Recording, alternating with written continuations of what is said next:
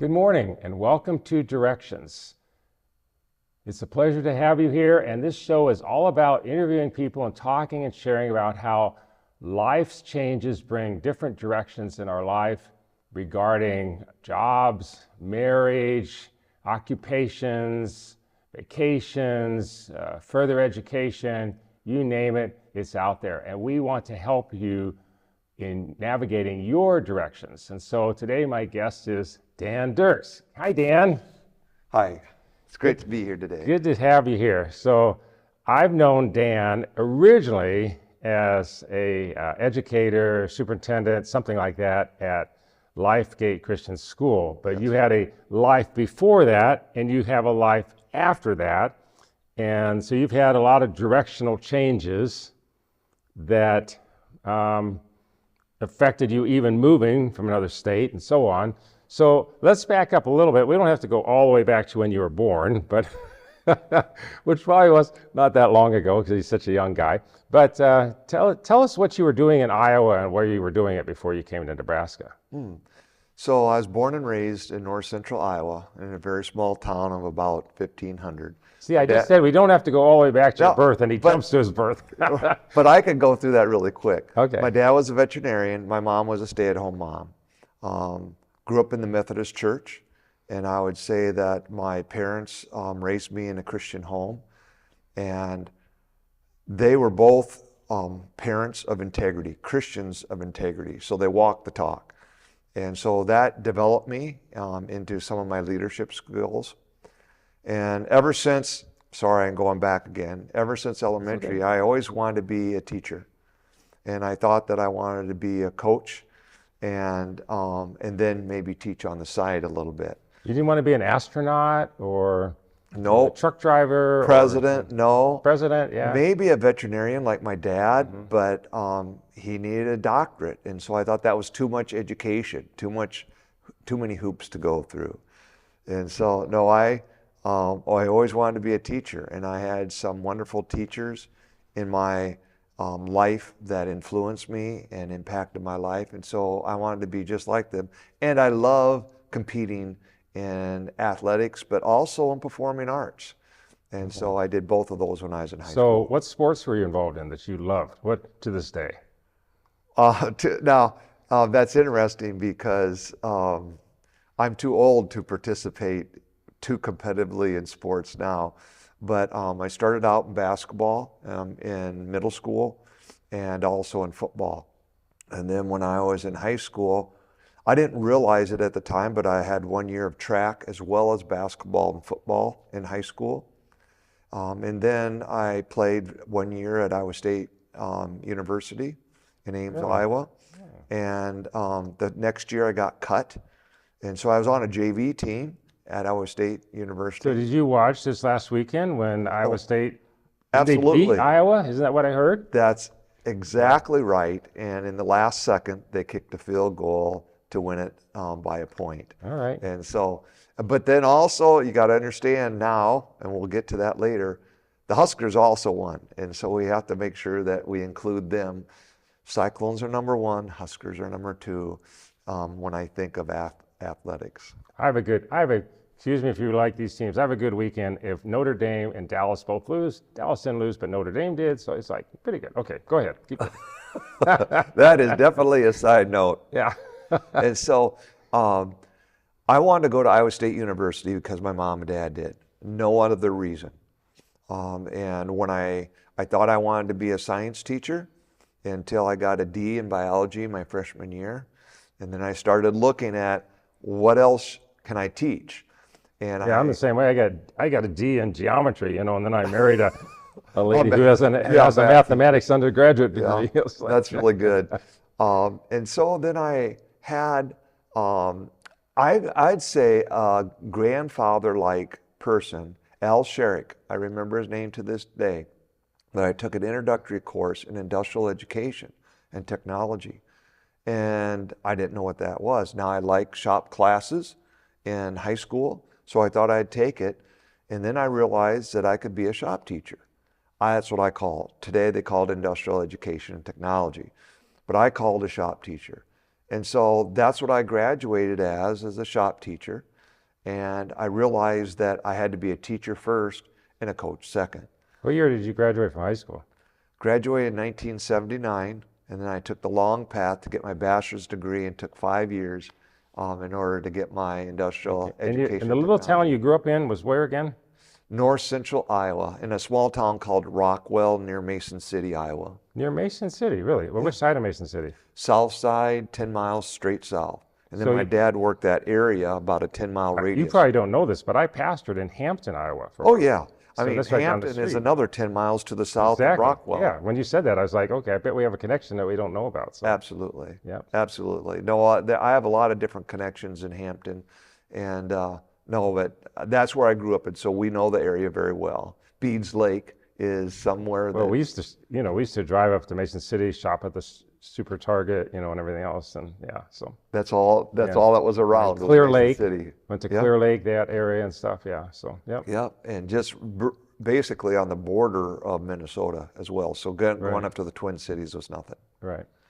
So then when I graduated, my first job was in Scranton, Iowa, and I was the assistant football coach and the head basketball coach. My claim to fame there was I got to coach Bryce Pop, that later became the NFL most valuable defensive player when he was playing for the Buffalo Bills.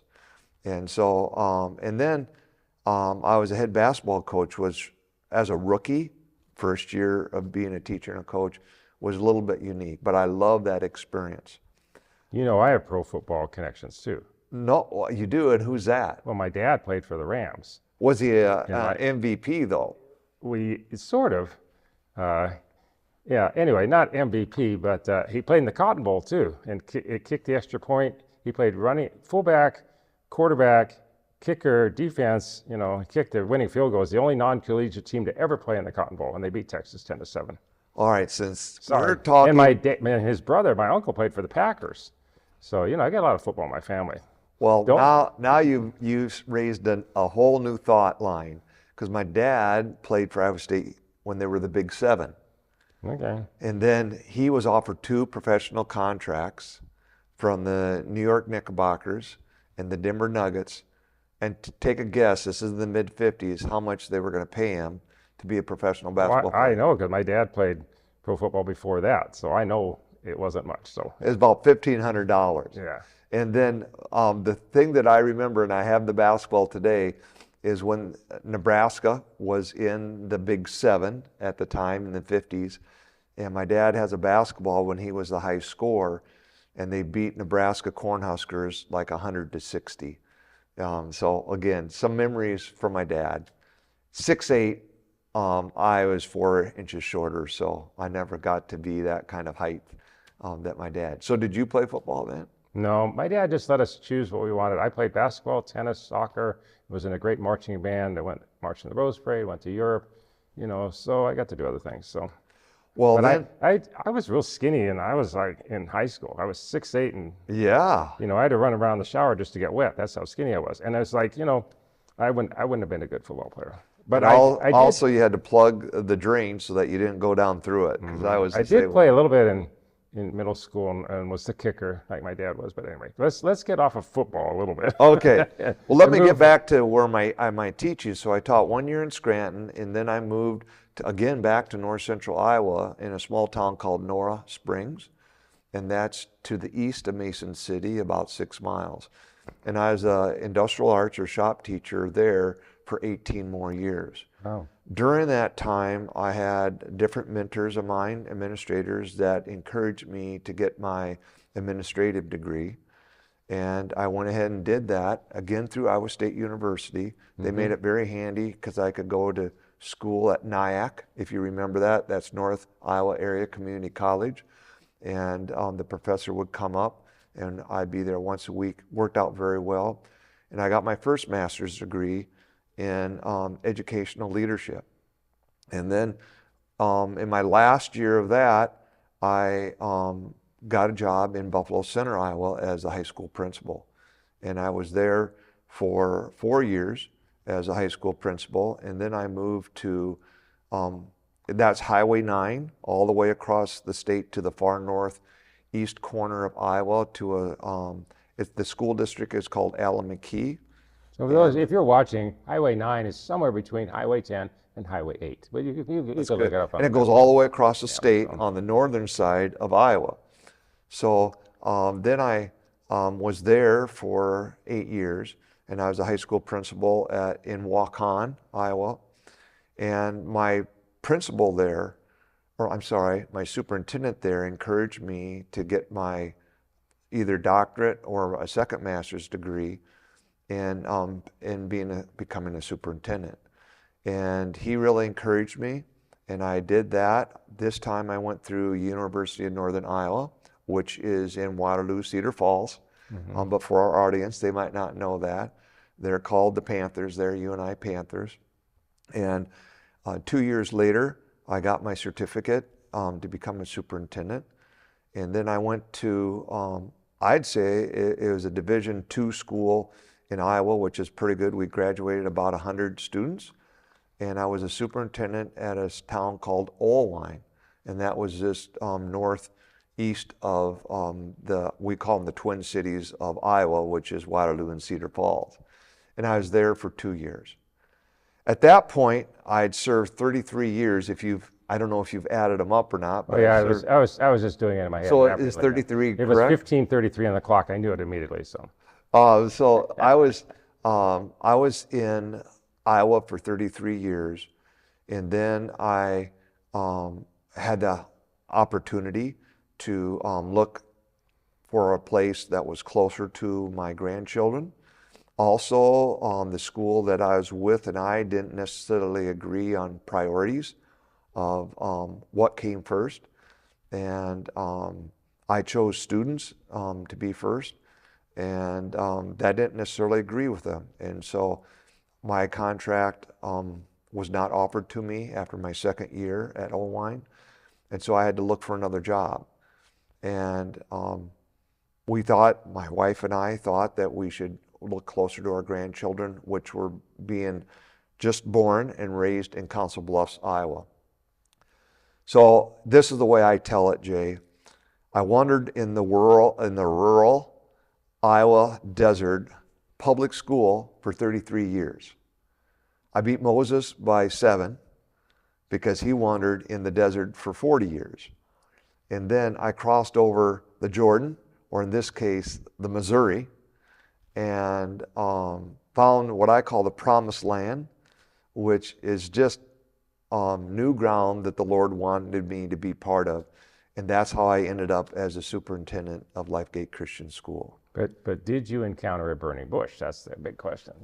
I don't think I did, but I remember my daughter in Council Bluffs at the time said, "Welcome home," basically coming home. And Jay, that was my dream job, 1.0, because I didn't have to worry about integrating my faith with education.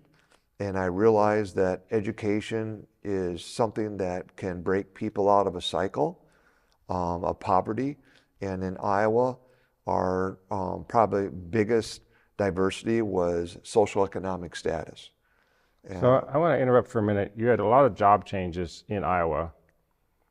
Tell us a little bit about your faith at that time and how that helped you in your decisions, or at least maybe was considered in your decisions. Yeah. Well, it starts with God nudging me, and I'd say through the Holy Spirit, and what else? What more? I'm speaking from the Lord's perspective. I'm developing you, Dan, and I have plans for you, and so this is what I have next. And so through prayer, but also through legwork on my own, creating my resume, sending my transcripts, interviewing, and then if I was offered a job, then praying about it. But it sounds like, other than the superintendent job, you made decisions to leave.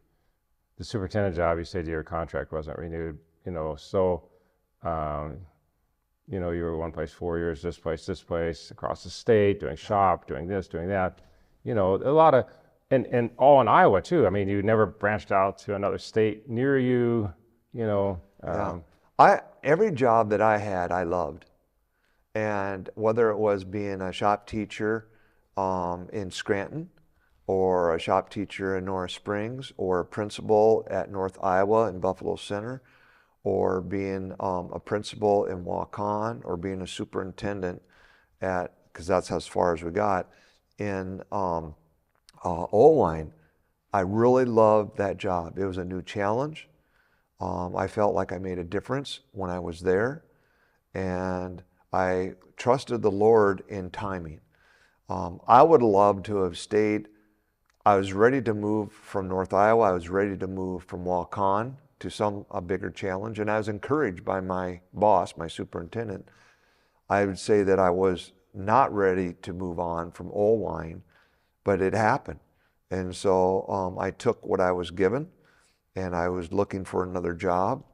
And then I landed on the superintendency job at Lifegate Christian School. How long were you at Lifegate before you went to Crown College? So I was there for 5 years. Okay. And the reason that it became my dream job is I could integrate my faith Sure. very openly. And in those other jobs, Jay, if you would ask people at Norris Springs or at Buffalo Center or at Oelwein, if you asked them, was Dan Diercks a Christian? I'd hope that everyone would say yes, because I didn't necessarily talk about it, but I hopefully role modeled it and lived it as my mom and dad did, and they modeled for me as parents in Rockwell, Iowa. So I was there for 5 years. I love the opportunity to be able to kneel down with a student that is going home sick and praying for them, or to pray with teachers, or to find a way to integrate. How do you integrate faith, spiritual truths in recess? Well, there's a lot of opportunity there. But I love and I was time. a principal for a while, so I understand some of that, And I used to train the children in recess. If a kid fell down and got hurt, they would point and laugh and everything else. We got them to a point in about 6 to 8 weeks of, if somebody got hurt on the playground, gather around and pray for them. Absolutely. And change the culture of even students down to the age of kindergarten. If this is how do you respond in a godly way, helping that student, showing love and compassion rather than pointing and laughing and making the child feel. You have to understand that my issues from being an administrator in Iowa in a school of graduating 100 people to we would graduate around 30 at Lifegate Christian School. The discipline just alone was down like 90% that what I had to deal with as an administrator in these other schools. You were actually at Lifegate School, you were my son's boss. Is that correct? I had that opportunity and that privilege to be. I mean, that's how we met, was through Jason. Absolutely. Right? Isn't that correct? Yeah. He was one of my favorite teachers, and he taught Bible class to middle schoolers. And he was part-time at the time. Now he's full-time now. Yeah, but, yeah. Absolutely. And I'd have to say that all the teachers at Lifegate Christian School are my favorites, because they, again, weave spiritual truths into, whether it was Bible, which is very easy, or whether it was technology.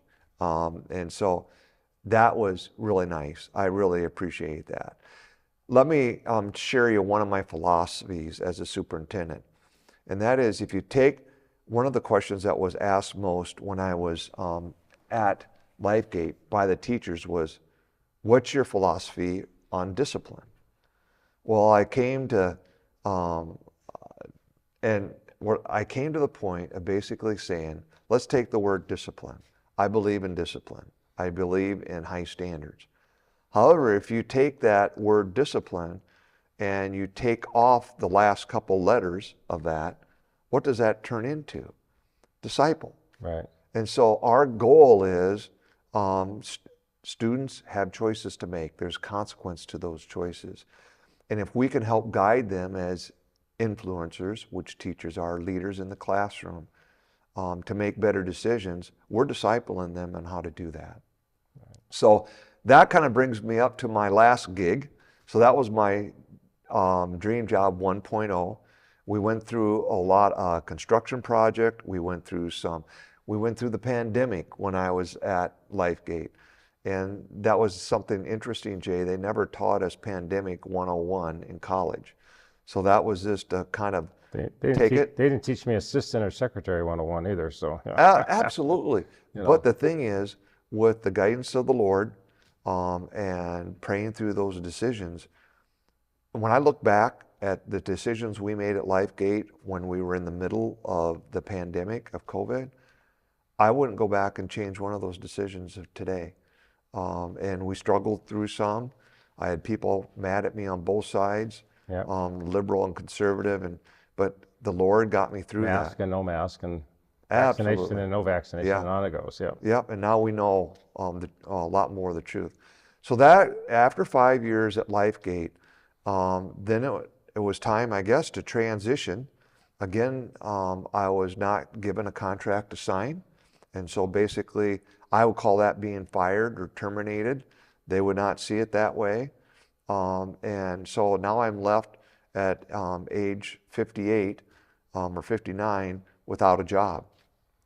And so I looked around. I was at peace through that time.